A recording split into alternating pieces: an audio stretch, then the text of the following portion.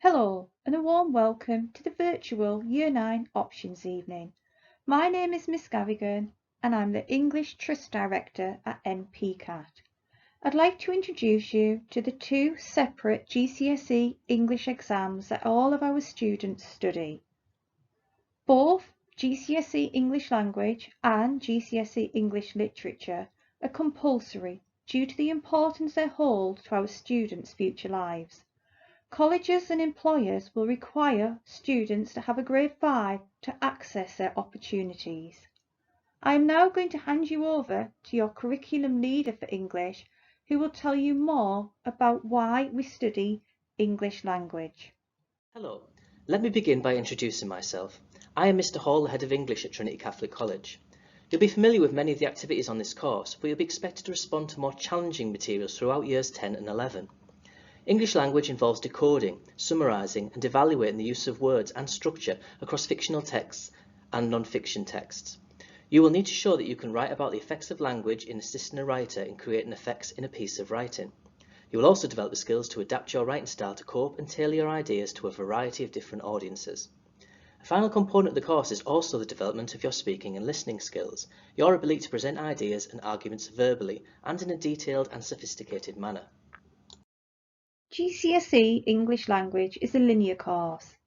At the end of the course, you will be expected to sit 2 examinations. Everyone on the course sits the same exams. For GCSE English Language, there are 3 units.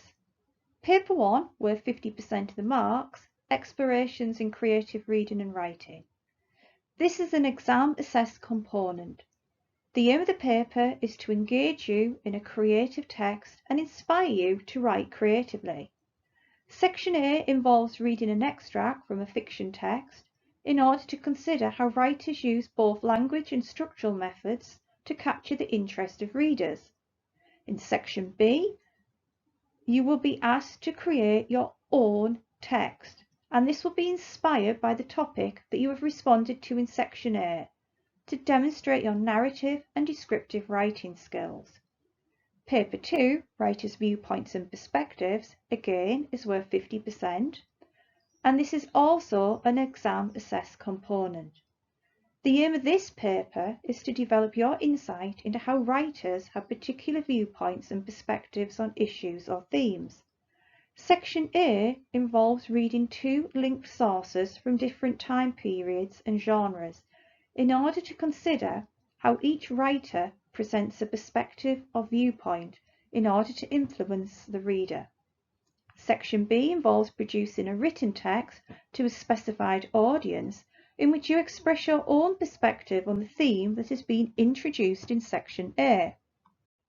The third unit is called Spoken Language. You will produce a presentation in a formal context about a topic that interests you under the direction of your English teacher. This component does not count towards your final grade, but it is a necessary requirement for the award of the qualification.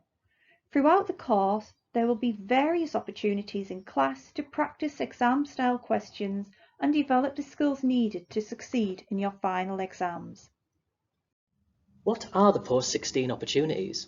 You need English skills in reading, writing and speaking to cope with the demands of modern life, and a qualification in English is needed for almost all further educational courses and most jobs. It's a subject which opens doors, helping you to achieve any ambition you may have and enabling you to play your full part in society. What is more, the GCSE course offers you the chance to cultivate habits which will hopefully be a source of pleasure and recreation for the rest of your life. Make the most of the chances offered.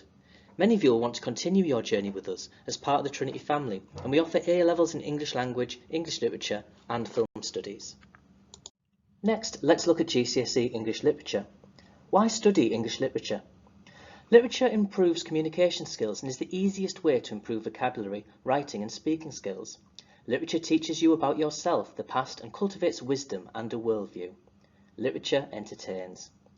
English literature gives you the opportunity to consider the ways in which our world is shaped and influenced by the power of words. Poems, books and plays not only offer us a chance to escape from our hectic lives, but also offer an insight into the lives of those who have taken the time to transfer their thoughts to paper. Throughout this course, you will develop your ability to understand and decode meaning within a literary text. You will develop your powers of perception and develop your reading, writing and speaking skills whilst gaining one of your 2 GCSEs in English. GCSE English Literature is also a linear course. At the end of the course, you will be expected to sit 2 examinations, and everyone sits the same exam. Paper 1 is worth 40% of the marks, and for this exam you will study Shakespeare's Romeo and Juliet and Charles Dickens' A Christmas Carol.